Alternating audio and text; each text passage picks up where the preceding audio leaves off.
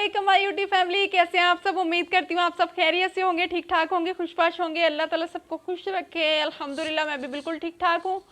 और कैसा गुजरा सबका संडे। और अल्हम्दुलिल्लाह ठीक है। और मुझे बताइएगा किस किस सिटी में मौसम किस तरह का है, लाजमी बताइएगा, लाजमी कमेंट में शेयर कीजिएगा। और जी सब मज़े में है, मौसम अच्छा, काफ़ी अच्छा जा रहा है आजकल। और अल्लाह ताला जिन शहरों में सैलाब की आफत आई हुई है, जिन शहरों में पानी ही पानी है, अल्लाह ताला उनकी मुश्किलात को आसान करे, हल करे। और जी बहुत दिनों बाद मुलाकात हुई। आप सब मेरी फैमिली हो, जिस तरह मेरी फैमिली है उस तरह आप सब मेरी फैमिली हो। और सबके लिए मैं दुआगो हूँ हमेशा हमेशा के लिए। आप लोग भी मेरे लिए दुआ कीजिएगा और हमेशा दुआ में याद रखिएगा। तो जी आते हैं जी आज के टॉपिक पे। आज का टॉपिक हमारा क्या हो सकता है? आज का टॉपिक हमारा बहुत ही हाँ जी, तो आपकी बहन लाई है आपके लिए एक ऐसा टॉपिक जो सारे तमाम जैज़ कस्टमर्स के लिए बहुत ही मसला बना हुआ है। किसी को ये नहीं पता कि वो इस मसले को हल किस तरह करे। आज की सारी वीडियो आपके लिए बहुत इन्फॉर्मेटिव होने वाली है। प्लीज़ स्किप ना कीजिएगा और इसको टोटल देखिएगा, ठीक है जी। आज की वीडियो है जी, अगर किसी हमारे अपने की, हमारे वालिद की, हमारी वालदा की अगर डेथ हो जाती है तो उनकी जो सिम है, बाज़ लोगों का इस तरह होता है कि उनकी नंबर जो है वो कारोबारी तौर पे भी यूज़ कर रहे होते हैं और किसी भी तरह वो नंबर यूज़ कर रहे होते हैं, तो उनको जो है वो नंबर जो है दोबारा अपनी ओनरशिप में चाहिए होता है। तो इसलिए मैं उसकी पूरी डिटेल आपको बताऊंगी कि किस तरह वो नंबर दोबारा अपने नाम पे करवा सकते हैं। वो बहुत इजी तरीका है और एक एक चीज़ आपको बताऊंगी।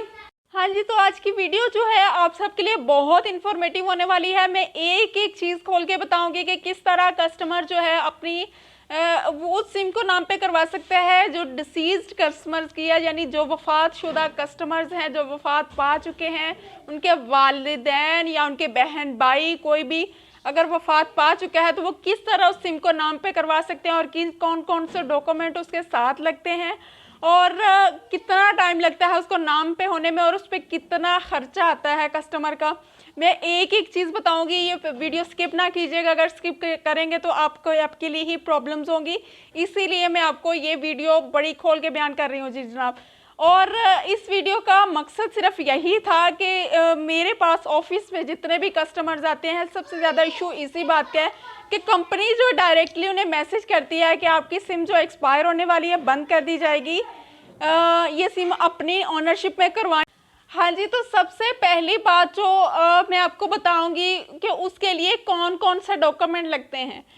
सबसे पहले मैं डॉक्यूमेंट की डिटेल बताती हूँ कि कस्टमर जिनकी डेथ हो गई है उसकी जो सिम है वो आपके पास मौजूद है। इस चीज़ को कंफर्मेशन कर लीजिएगा कि सिम जो आपने अपने नाम पे करवानी है वो आपके पास मौजूद है कि नहीं, ठीक है।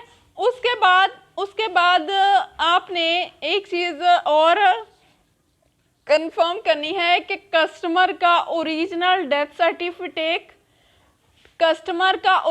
डेथ सर्टिफिकेट लगेगा साथ, ठीक है।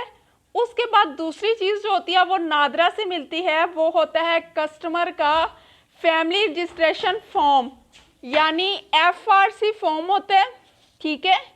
फैमिली रजिस्ट्रेशन फॉर्म होते हैं वो साथ लगते हैं, ठीक है। उसके बाद एक और चीज़ जो मेन चीज़ साथ लगती है वो FRC form, family registration form होता है, जिसकी डेथ सर्टिफिकेट के बाद FRC form, family registration form होता है। ये नादरा से मिलेगा आपको और आपने नादरा के ऑफिस जाना और उन्हें कहना है कि मुझे फैमिली रजिस्ट्रेशन फॉर्म चाहिए अपनी फैमिली का, जिसमें आपके सारे बहन भाइयों की एक पिक्चर होगी उनके ID कार्ड की, यानी जितने भी बहन भाई होंगे सबकी रजिस्ट्रेशन उनमें होगी और उसमें जितने भी फैमिली मेम्बर होंगे वो सब उसमें शो होंगे। और वो फॉर्म आपको 1000 रुपये में मिलेगा। 1000 रुपये में आपको नादरा की दफ्तर से वो फॉर्म मिलेगा। उसके बाद जो तीसरी चीज़ आती है, अब दो चीज़ें हमने डिस्कस कर ली हैं जी, एक डेथ सर्टिफिकेट और FRC form, family registration form. बार बार बता रही हूँ, जहन में रखिएगा। मैं डिस्क्रिप्शन बॉक्स में भी इसकी लिस्ट आपको लिख के सेंड कर।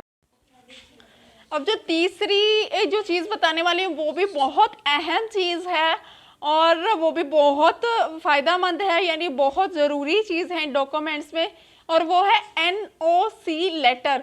NOC लेटर एक साफ पेपर होता है आपके पास, एक साफ पेपर लें, उस पर दरख्वास्त लिखनी होती है, एप्लीकेशन लिखनी होती है कि आप जो हैं ये सिम आपकी वालदा या ETC उनका इंतकाल हो गया है, या हस्बैंड वाइफ ने हस्बैंड की या हस्बैंड ने वाइफ की सिम नाम पे करवानी है, तो वो उसी हिसाब से लिखेगा कि उनका इंतकाल हो गया है, लिहाजा ये सिम मैं अपने नाम पे करवा रहा हूँ या करवा रही हूँ, और उस पे जो है ना उनके सारे बच्चों के साइन होंगे। अगर भाई बहन नाम, अगर बेटा वालिद की या बेटी वालदा वालिद की नाम पे करवा रही है तो उस पर उसके सारे बहन भाइयों के साइन होंगे। अगर बीवी शौहर की या शौहर बीवी, और वो जो बीवी शौहर की करवा रही है तो वो अपने हस्बैंड लिखेगी और उसके सारे बच्चों के साइन होंगे उस पर। उन बच्चों के जिनके ID कार्ड बने हैं वो साइन करेंगे एज इट इज़ जिस तरह ID कार्ड पे हुए हैं। फैमिली के साइन इसी तरह होंगे उस पर, NOC यानी उस दरख्वास्त पे फैमिली के साइन इसी तरह होंगे जिस तरह जो है नॉर्मल जो साइन होते हैं, जिस तरह नॉर्मल जो साइन होते हैं वो आपके ID कार्ड पे एज इट इज़ साइन यानी दस्तखत एज इट इज़ जो है ना वो ID कार्ड पे हों। और जिन बच्चों के ID कार्ड नहीं बने उनके सिर्फ नेम लिखने हैं और जस्ट, और कुछ भी नहीं लिखना उस पर, और उस पर जो जिसने नेम पे करवानी उसका भी ID कार्ड नंबर और उसका थंब लगेगा या सिग्नेचर होंगे जिस तरह ID कार्ड पे हुए हैं, ठीक है। वो एक लेटर कंप्लीट करना है। उसके बाद जी दूसरी दो चीज़ें जो हैं बहुत ही अहम हैं इस सारी, और उसके बाद जो है ये चीज़ें तीन होगी कंप्लीट, एक डेथ सर्टिफिकेट, FRC फॉर्म और NOC लेटर, ये तीनों चीज़ें हमारी होगी कंप्लीट। अब चौथी चीज़ पे आते हैं, बहुत ही अहम है, वो है आपका original ID card. Original ID card आपने अपना लेके आना है, ओरिजिनल ID कार्ड उनका लेके आना है जिनकी सिम आपने अपने नाम पे करवानी है, ठीक है। ये दोनों चीज़ें लेके आनी है साथ। और कस्टमर अक्सर ये क्वेश्चन करता है कि मैं सारे डॉक्यूमेंट्स ओरिजिनल लेके आऊँगा, क्या मुझे वो वापस मिल सकते हैं या आप पास रख लेंगे अपने? तो जनाब वो जस्ट स्कैन होते हैं, वो कस्टमर को वापस दे दिए जाते हैं, वो अपने पास नहीं रखे जाते, वो जस्ट स्कैन होते हैं, डाटा उसका स्कैन होता है और मेन ऑफिस में मेल करना होता है, जस्ट इतनी सी बात होती है। उसके बाद कस्टमर्स को उसके सारे डॉक्यूमेंट्स जितने भी होते हैं ना वो वापस कर दिए जाते हैं, इसको कोई भी। और एक मेन चीज़ आपको बता दूं कि अगर कस्टमर के पास सिम मौजूद है तो वो सिम अपने साथ लेके आए, अगर उसके पास सिम मौजूद नहीं है, एक मिनट, अगर वो सिम उसके पास मौजूद नहीं है तो वो सिम जो है वो उसकी FIR पुलिस स्टेशन से कटवाएगा और उसको साथ लेके आएगा, उसकी कॉपी जितनी भी होगी जो भी होगा वो FIR साथ लगेगी। अगर सिम पास मौजूद है तो सिम साथ ले आए, अगर पास नहीं है तो उसकी FIR लगेगी।